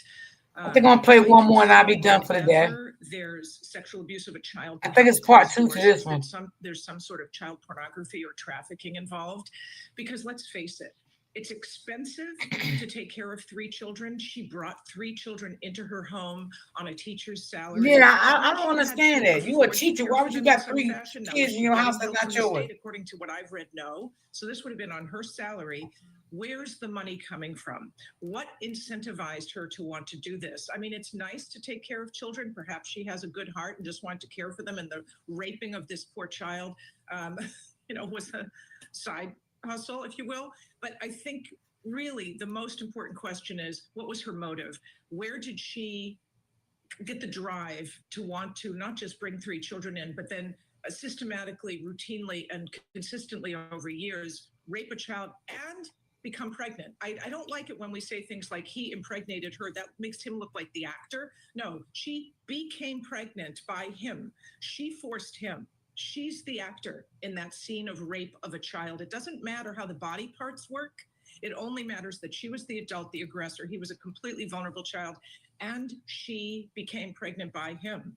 That to me is an aggravating factor. There's nothing romantic about the fact that a child was born. That makes this a more serious crime. She ought to spend more time in prison for that aggravated factor. But again, I think we cannot make sense of this case, and we deserve to make sense of this case until we find out whether she was doing this for the more sinister purposes of trafficking this child, making pornography, and so forth. That's my hunch as a child abuse prosecutor. There's always more to the story. Excellent analysis from you, Wendy. As always, thank you for all of that. Turning to some of the family dynamics now, Dr. Jamie Zuckerman, I want to ask you something. A lot of people are saying, how could the boys' parents not know this was going on? And so we know that the boy's father is the one who alerted police when he said he was looking on Facebook and sees this little 5-year-old girl's picture and is saying, the child really looks a lot like my son and a lot like me. That's the story. Maybe there's more to this. But Dr. Jamie, for anybody thinking, how could they not have any idea, especially with them living together? What do you say to that, please? I think everybody failed this child. I think that I'm not so sure that people are not occurred. I'm not sure what her motive was, as we said before. There's a lot more information to this. And again, as I said, everybody failed this child, but I'm not so sure that the people around did not know what was going on. I find that very hard to believe. Right, Dr. Jamie. I have another clip I want to play for you both. The state in this woman's detention hearing detailed for the court 416 alleged acts of sexual assault against that little boy. Why is filing your taxes with Free Tax USA different? God, what kind Well, of for teacher starters, was our she? premium federal tax She was returns are mental. While the victim was between the ages of 11 and 15. At that time, this defendant was employed as a teacher, occupying a position of authority, mentorship, and trust in the life of that child. The victim indicated the sexual assaults occurred 2 times a week for 4 years. That would be 416 separate sexual assaults this defendant committed against a child. Wendy Murphy, back to you, please. What do you think when you hear the amount of these instances? I think that is exactly the kind of case I prosecuted. We always had circumstances where we knew a child was abused consistently over a period of time, although of course the child couldn't Yes, say, Joanne, she was on sick. February 3rd between 4 and 5 p.m. I was raped. What they would say is it was about twice a week, or it was on Tuesdays and Saturdays. They would sort of guess the average, if you will, how often it happened, and we would do the math. And thankfully, the law allows us to charge incidents based on speculation around the consistency that the victim recalls, that you don't have to be able to allege the specific date, like you do if you're going to allege other crimes like robbery or something. You have to be very clear that it happened on a certain date. You do not have to be so clear when the victim is a child and you're talking about this kind of abuse. So it doesn't surprise me. Anyone who is a predatory offender against a child is going to rape and abuse that child a lot. It's never once.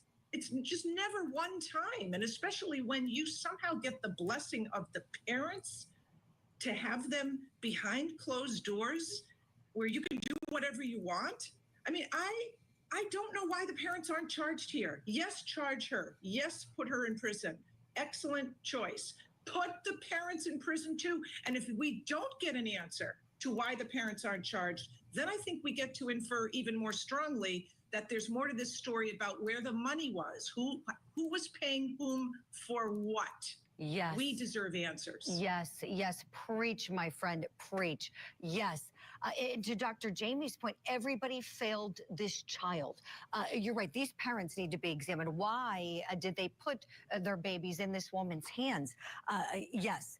I want to ask a question of you, Dr. Jamie. This has been something it's puzzled me for a long, Hey, Miss long time. So Davis. thinking about the Yes, I agree psychology with her and too. getting Because into the mind why was this of a the predator, mother any send her predator kids to a who teacher house to who stay? goes after children. I always used to say, and I still to this day say, anybody who can be, a sex abuse prosecutor, you are a special person, because it is nauseating to handle that work and to think about what happens to kids. And the normal brain, to me, Dr. Jamie, just doesn't seem to be able to handle it. It's like these people's brains are wired differently. These abusers. Would you speak to that? How they think so much differently than the way most normal people think?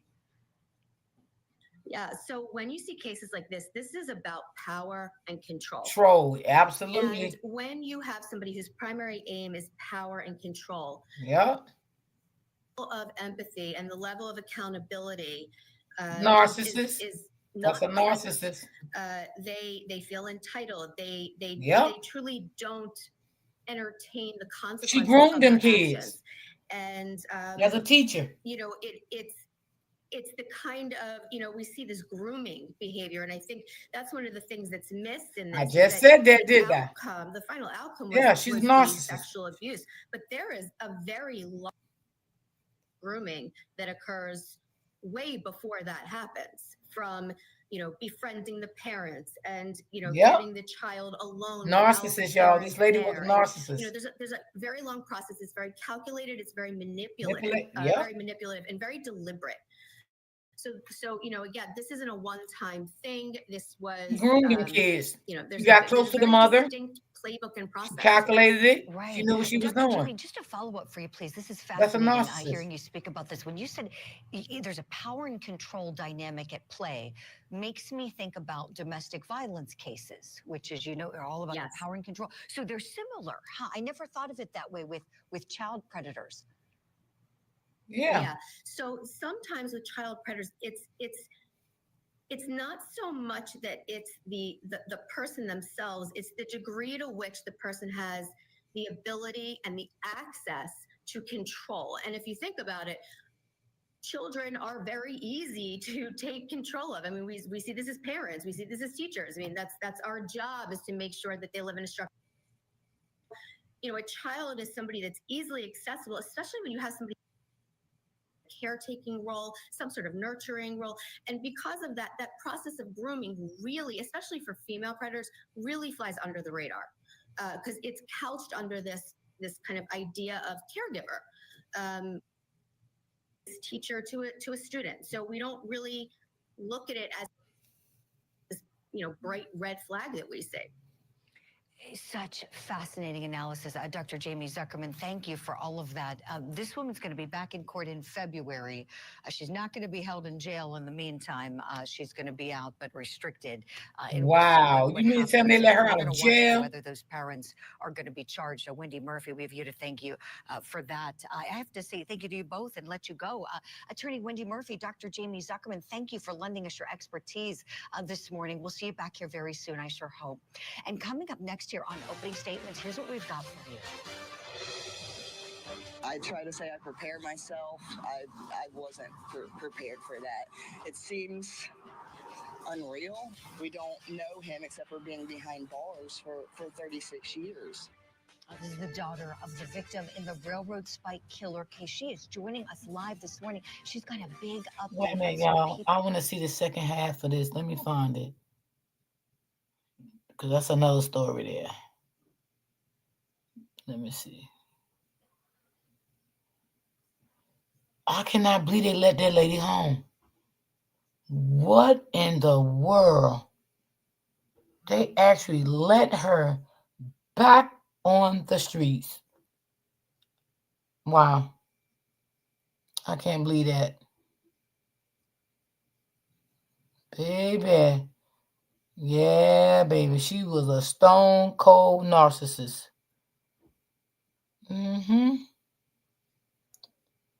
All right, let me see. I seen another part to it. Let me see, can I find it? It was another part to that one. Let me see.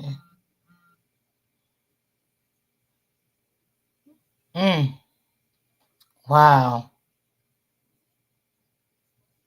Ain't no way that teacher should have came home. She should have not been able to come back on the streets at all.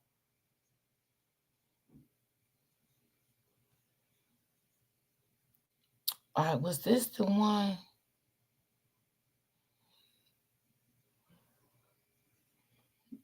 Mm.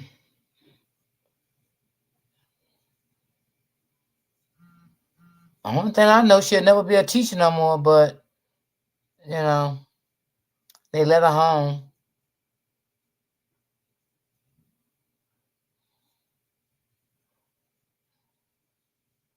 She's out. Okay, this is the second one to it, I think. Let me see. I think this is the second one. Let me see. I think this is second part to it. Let me just make sure. A lot of problems and conflict. Are you asking while he was at the hospital or after? I did. I simply said, okay, as in response to her canceling that trip. Is he an adult now, sir? I mean, he thinks he is. Many are saying that Natalie Cochran is as interesting as the facts of her case. We're seeing smirk homicide case, and we're breaking down. All right, I think this is it. Child predators are the scum of the earth. She They ain't are lying. dangerous people who frequently like to disguise themselves as good people. Yep, they are dangerous They're in our people. neighborhoods, they're in our schools, they're in our And this churches. lady's from New No Jersey. She's a New Jersey days teacher. I would go love to know what by part of New Jersey she's to harm from. our kids. And this morning, my stomach is turning with the latest case involving an alleged child predator. The accused was the victim's 5th grade teacher. 34-year-old Laura Karen has just been arrested in New Jersey and charged with aggravated sex assault. Police say that the young boy who was victimized by this woman fathered her child when he was just 13 years old. That baby was born in 2019, but police say that the truth is just now coming to light.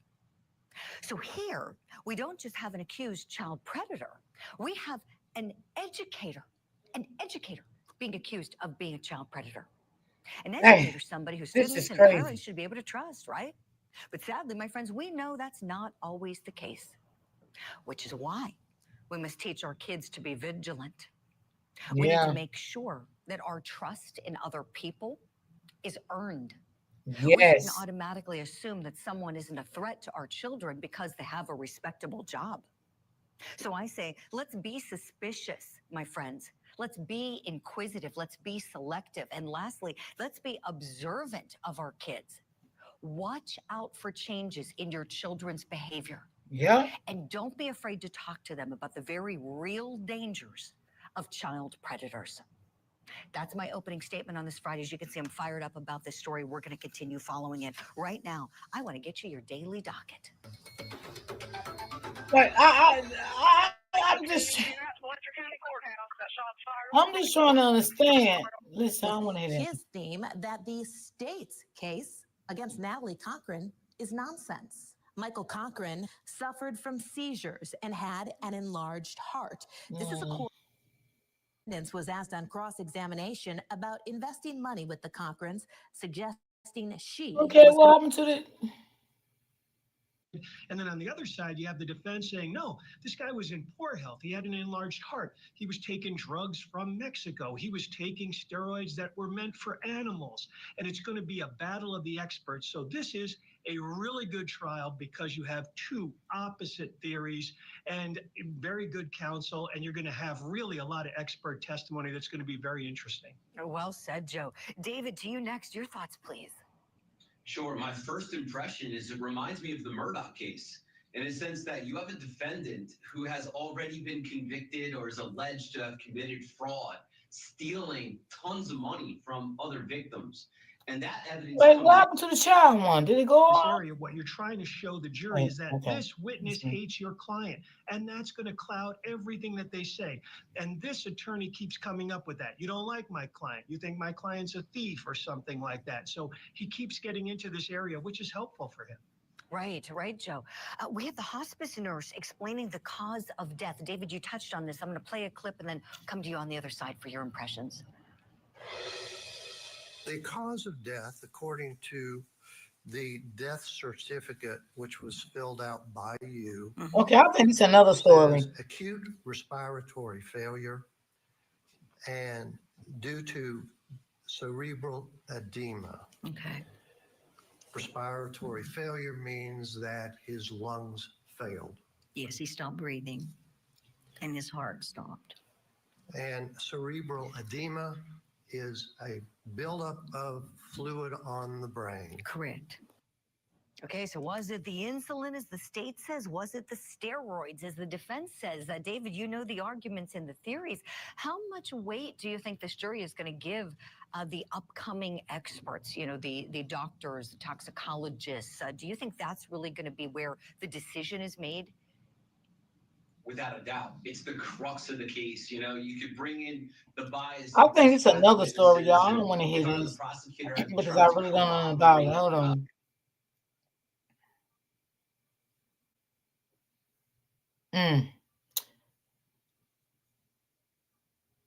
Put the mom in jail, put the dad in jail, put them all in jail. They all just terrible. Just some of these cases, it's just too much.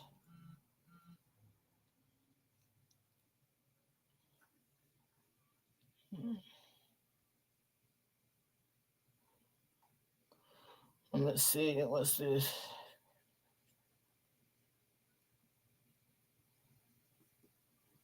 I think this is the last one.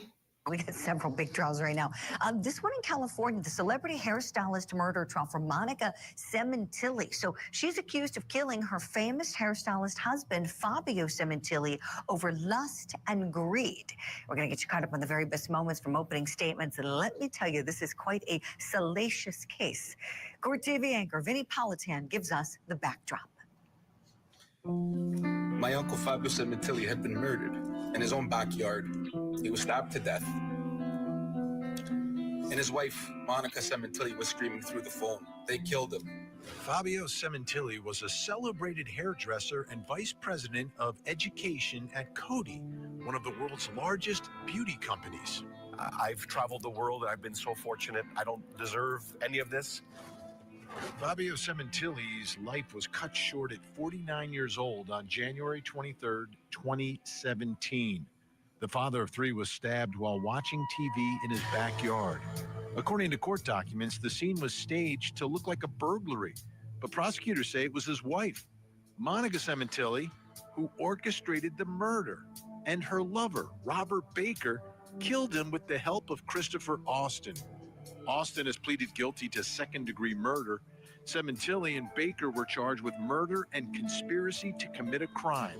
Baker pleaded no contest in July of 2023.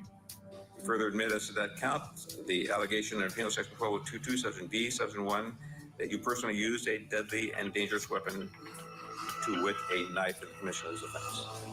Yes. Baker, a convicted sex offender, was sentenced to life in prison without the possibility of parole.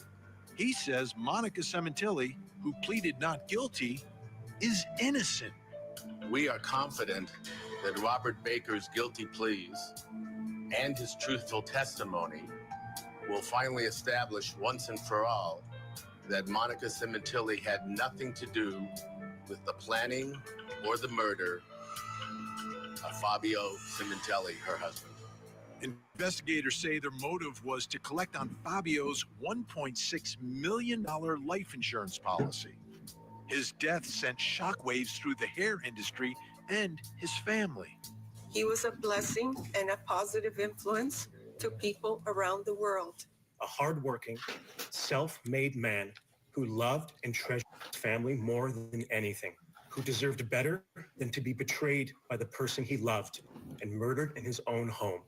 Cementilli was known for his big personality and motivational advice. Here he is in 2015 telling American Salon how he would like to be remembered. I think about this a lot, and you kind of sit in the backyard and I say to myself, what do I want to be remembered for? Family, my friendship, my real close friendships. And then I think the third is, for me, all the stylists that I've touched in my life. All right, that was Vinnie Politan reporting. So that's the background of this case. That's how we got here. This case opened up on Friday, and what you're about to see has not been aired yet on court TV. The opening statements. We want to play some of the very best moments for you. We've put them together. Here we go. Lust, greed, betrayal. That's what this case is about. This is a homicide case that's going to look an awful lot like a Hollywood movie, except that it's reality. You're going to hear about the senseless slaughter of a thoroughly innocent and decent human being.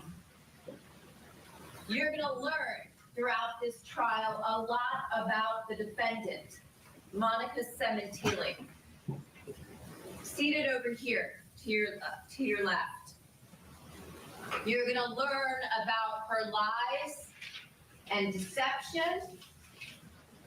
You're going to hear about her manipulation of her family, her friends, as well as her husband's friends and colleagues, her husband's family, who she was very close to over the years. You're going to hear about her extreme selfishness and ultimately the murder of Fabio Cementili, her devoted husband of almost 20 years. The Cementilis bought a large, beautiful home in an upscale neighborhood in the San Fernando Valley, which you see here. This was actually the second home they bought in the San Fernando Valley.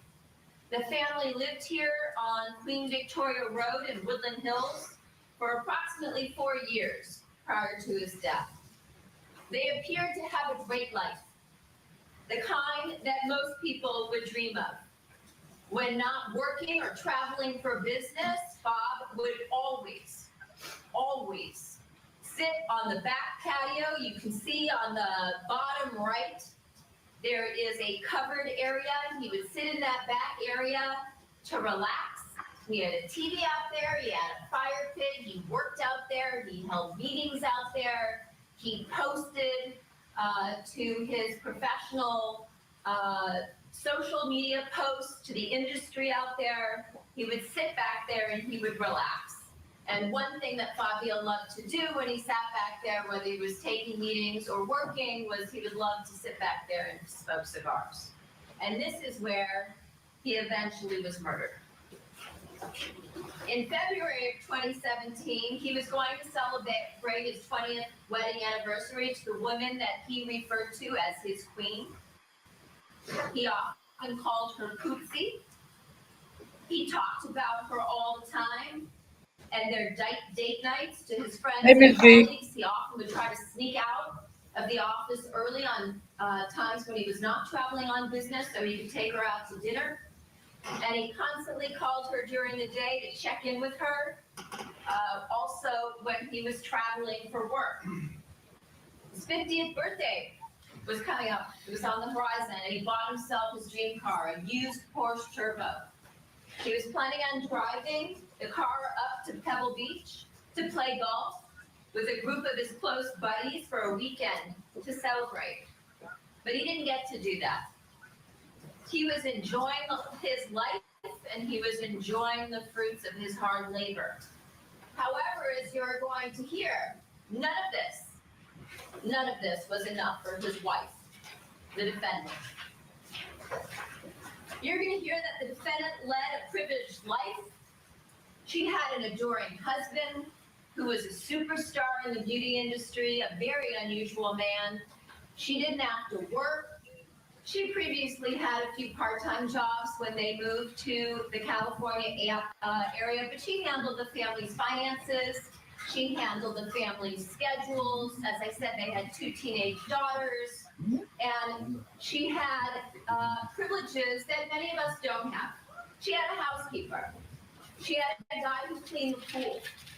They had gardeners.